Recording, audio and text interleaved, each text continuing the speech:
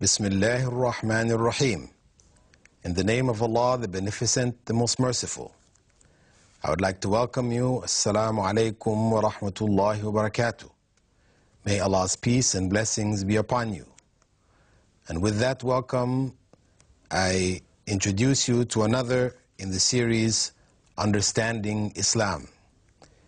And in this segment, we'll be continuing with the concepts which we developed in the earlier segments, which had to do with the particular features about Islam which prove that Islam, in fact, is the true religion of God.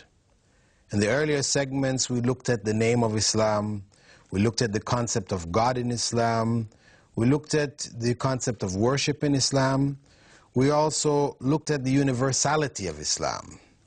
In this segment, we're continuing on from the concept of the universality, that Islam is something attainable by anyone, anywhere. The question arises, if the foundation of belief in Islam is that belief in God, and a correct belief in God, we said, then how can people find God? If they're born in environments where people may be their families or their society may be worshiping idols or trees or planets or people or whatever, how does a person through all that find God?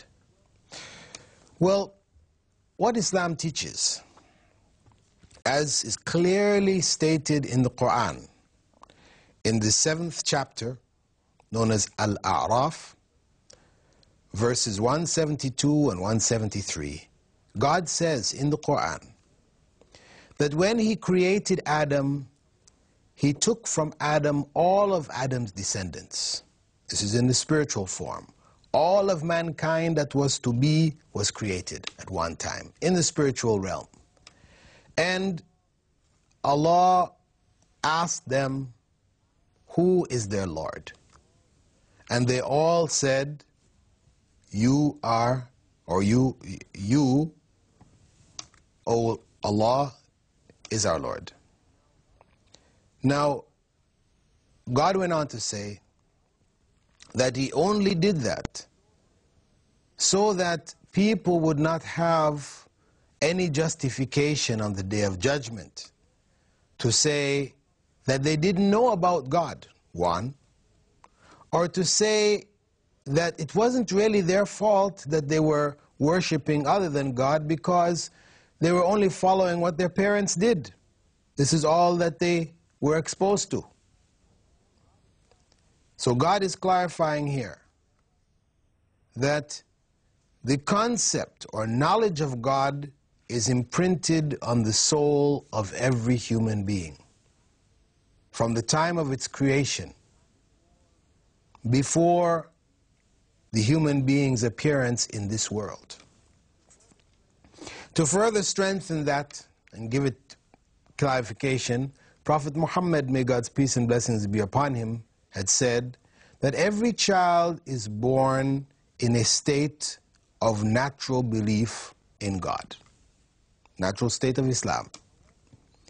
However, it is their parents that turn them into Jews or to Christians or to fire worshippers.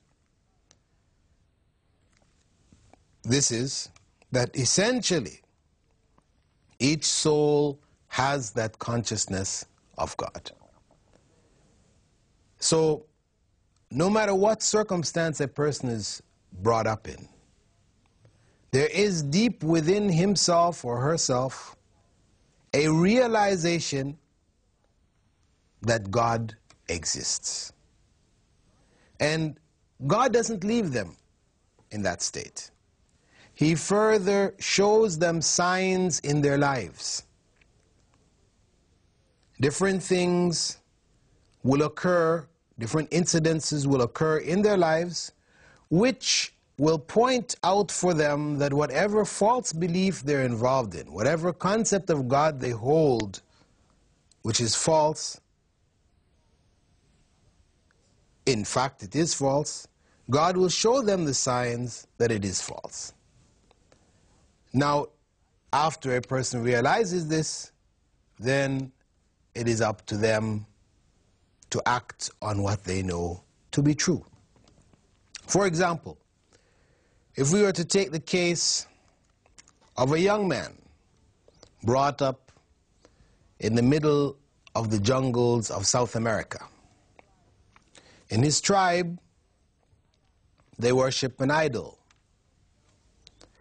Now, one day, this young man, he goes into the hut in which the idol is kept. And as he sits down to worship this idol, a dog comes walking into the hut. And when it reaches next to the idol, it lifts up its leg and urinates on the idol. When the young man sees this, he's very upset. He chases the dog out of the hut. Terrible thing that it did. But he has to think. This idol which he is worshipping, could this be the creator of the universe, unable to stop a dog from urinating on it? This is a sign for that young man.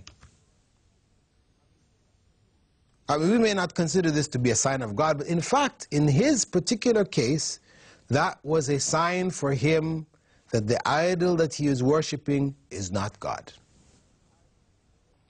I have spoken to many people who have become Muslims, and in each and every individual's case, we find different signs. One friend of mine told me that on one occasion, when he was in the church worshiping, down praying before the statue of Jesus, as a young person, he happened to look up and he noticed that the toe was broken off the statue.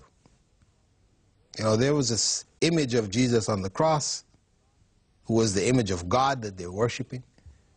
And he noticed the toe was broken off. And this was something which struck him, that, you know, what is this? This is God?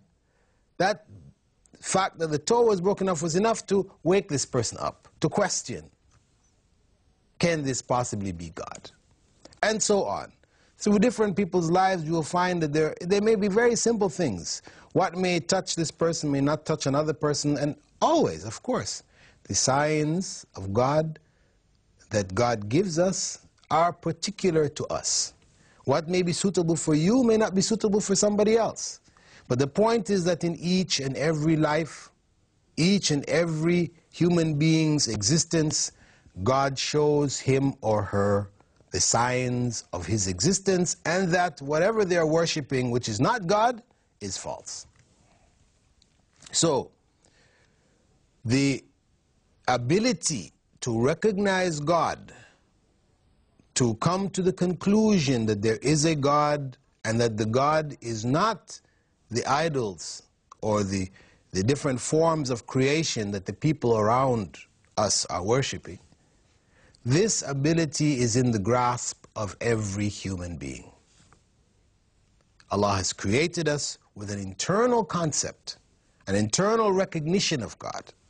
And He has given us in our lives signs which point towards the true God. Furthermore, He has sent messengers. Throughout the ages, He has sent messengers to different segments of the earth to inform people, to further amplify the spiritual message, which is part of our nature, which exists within our life circumstances. The prophets came to further amplify, emphasize this message and point us in the direction of the one true God. Therefore, dear viewers, the concept of the universality of Islam is built on the concept that each and every human being knows God. Even the biggest atheist, when he falls into a state of depression, he's in an airplane and the airplane is going to crash, He's in a boat on the sea, and the sea becomes so rough it's turning over. He doesn't call out, "Oh Marx, oh Lenin, help me." He will scream out, "Oh God." Though he's a person who has not been believing in God all along, you will find him at the time of dire need, he will call out, "Oh God." And this is what you find in the Quran. Allah speaks about this in many places. That these, the worst of believers, they deny God outwardly, but they recognize Him within their own souls. And when they find themselves in states of calamity, they call out to Him. However, once the calamity is removed, then they forget God again. This is the ongoing process. However, as we pointed out, each and every soul has that consciousness. And it is the environment which seeks to distort that consciousness. So it is only for each and every one of us to look within ourselves, to reflect within ourselves, to accept the signs of God when they come to us in this life, and to follow the truth, to follow the correct path to God. With that, dear viewers, I'd like to thank you for being with us in this segment of the program, Understanding Islam. And I hope that the ideas that we are trying to share with you are ones which are comprehensible, you can understand and appreciate. And I hope, inshallah, God willing, that you will continue to follow the remainder of the segments of this program. And before closing, I would like to remind you to write in if you have any questions or suggestions to Understanding Islam, Sharjah TV, P.O. Box 111, Sharjah, to me, Dr. Bilal Phillips. And with that, I would like to bid you farewell now. Assalamu alaikum wa rahmatullahi wa barakatuh.